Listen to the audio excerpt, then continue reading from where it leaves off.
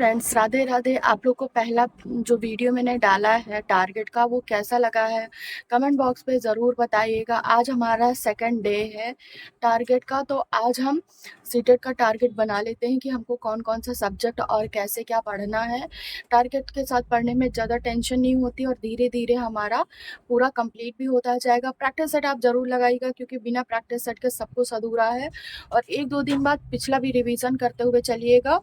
तो चलिए, आज हम अपना पहला टारगेट बना लेते हैं और मैं आपको अपना पूरा टारगेट आज का दिखा देती हूँ कि मैंने आज अपना टारगेट क्या बनाया है। और अगर आप लोग चैनल पे नए हो तो चैनल को सब्सक्राइब कर लीजिएगा, बेल आइकन ऑल पे ज़रूर प्रेस कर लीजिएगा, ताकि अगर मैं कोई वीडियो डालूँ तो उसका नोटिफिकेशन आप तक पहुँच जाया करे। और रही बात नोट्स की, तो वो मैं शाम को अपलोड कर दिया करूँगी। अगर वीडियो एडिट हो गई होगी तो मैं शाम को हर हाल में अपलोड कर दिया करूँगी। आप लोग बिल्कुल परेशान मत होइए। सुबह आप लोग को ब्लॉग मिलेगा और शाम को मैं नोट्स वगैरह डाल दूँगी। इससे ये हो जाएगा कि आप लोग का जो नोट्स का प्रॉब्लम था वो भी सॉल्व हो जाएगा, और मेरा भी जो टारगेट है वो भी धीरे धीरे अचीव होता रहेगा। और आपके जो क्वेश्चन है उनका मैं जवाब भी देती रहूँगी इसी में। तो चलिए, चलते हैं हम आगे, अपना टारगेट आपको दिखाते हैं। और आप लोग ऐसे ही बने रहिएगा चैनल पे। कोई भी प्रॉब्लम हो तो आप लोग कमेंट में पूछ सकते हैं। ये आज का मेरा टारगेट है। देखिए, डेट भी लिखी हुई है आज की। सीडीपी का मुझे सेकंड चैप्टर जो है इसका लर्न करना है और उसी का ही प्रैक्टिस सेट लगाना है। ईवीएस में भी सेकंड चैप्टर मतलब करना है। जैसे कल पक्षी किया था तो आज कोई दूसरा कर लेंगे, और उसका भी प्रैक्टिस सेट। और हिंदी की जो नोट्स है तो उसमें वचन कंप्लीट करना है, संस्कृत का एक प्रैक्टिस सेट लगाना है और मैथ सॉल्व करनी है। इतना प्रैक्टिस सेट ये आज मुझे कंप्लीट करना है। तो चलिए, सबसे पहले मैं सीडीपी और ईवीएस ये दो को पहले लर्न करेंगे, फिर प्रैक्टिस सेट लगाएंगे, फिर ईवीएस लर्न करेंगे, उसका भी प्रैक्टिस सेट लगाएंगे।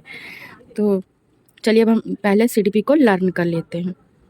ये हम सीडीपी का रिवीजन कर रहे थे चैप्टर 2 का, जो मैं ढूंढ रही थी, क्योंकि मैंने इधर उधर जैसे ही मुझे नोट्स मिली है मैंने वैसे ही बनाया है। मेरा चैप्टर जो विकास की अवधारणाएं, जो पहला चैप्टर है, फिर दूसरा चैप्टर है विकास की अवस्था। तो फिर मैं वो चैप्टर कर रही थी और लर्न कर रही थी। लर्न जैसे ही मेरा हो गया था तो फिर मैं प्रैक्टिस सेट सर्च कर रही थी कि टॉपिक वाइज कैसे करूं। तो फिर मुझे गार्गी मैम का मतलब वीडियो मिला, तो मैं उसी से कर रही थी प्रैक्टिस सेट, और यही चेक कर रही थी कि कौन सा मतलब लेसन है, और उसी को मैं टैब से पढ़ पढ़ के और सॉल्व कर रही थी।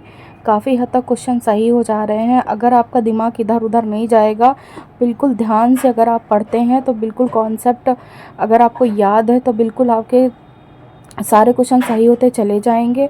अगर आपका दिमाग ज़रा सा भी इधर उधर है तो बिल्कुल भी गलत होते चले जाएंगे। क्योंकि मेरा भी मैं कुछ सोचने लग गई थी तो मेरे 2 क्वेश्चन गलत हो गए, और ठीक ठाक ही मेरे नंबर आ रहे हैं इस टाइम प्रैक्टिस के।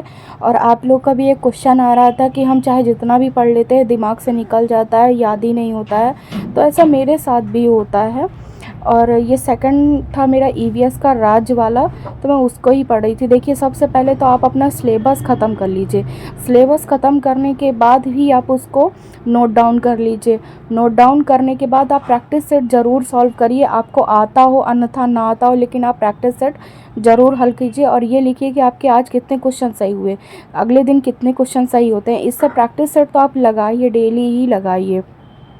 आपको ना याद होता हो कोई बात नहीं, लेकिन प्रैक्टिस सेट करना बहुत ही ज़रूरी है। डेली एक प्रैक्टिस सेट लगाइए। अगर आपको नई चीज़ें याद रहती हैं तो उसको एक दिन याद करिए और फिर दूसरे दिन उसको मत छूइए, तीसरे दिन फिर से उसको पढ़िए। ऐसा हो ही नहीं सकता कि याद ना हो। मेरे साथ भी ऐसा होता है कि एक बार पढ़ने के बाद चीज़ें भूल जाती हैं।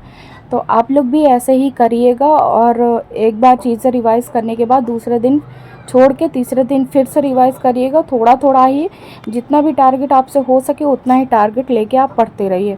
अब इसके बाद मैं हिंदी की नोट्स बना रही थी। जैसे ही मेरी हिंदी की नोट्स तैयार हो गई थी, और तो मैं ये संस्कृत बाई सिद्धार्थ सर है जो कि मैं आप लोग को दिखा रही हूँ, उनसे मैं क्लास ले रही थी और उन्हीं से प्रैक्टिस सेट सॉल्व कर रही थी। और मैं आप लोग की इनकी एक क्लास बता दूंगी जो कि समथिंग 7 से 8 घंटे की बहुत अच्छी क्लास है। और वो अगर क्लास ले ली आपने तो आपको 100% संस्कृत आने लगेगी।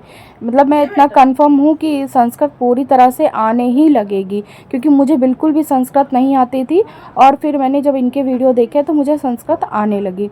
उसके बाद मैं मैथ सॉल्व कर रही थी, जो कि पेपर में मैथ आती है तो बहुत ज़्यादा टाइम लगता है लगाने में। मैं मैथ का भी वीडियो एक बनाई हुई हूँ, एक दिन अपलोड कर दूँगी मैं कि मैथ कहाँ से पढ़ें, कैसे पढ़ें।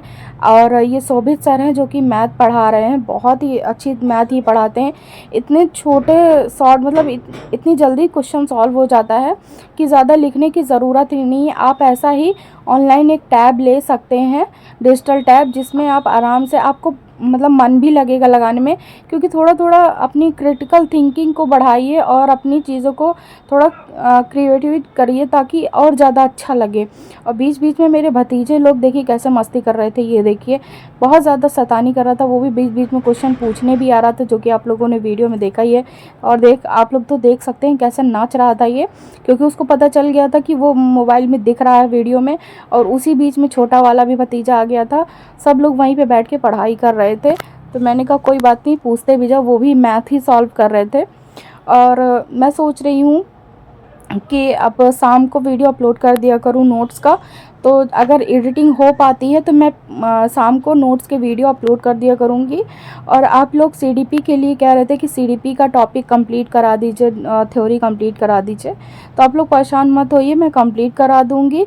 मिलते हैं हम अगले वीडियो में। Bye bye.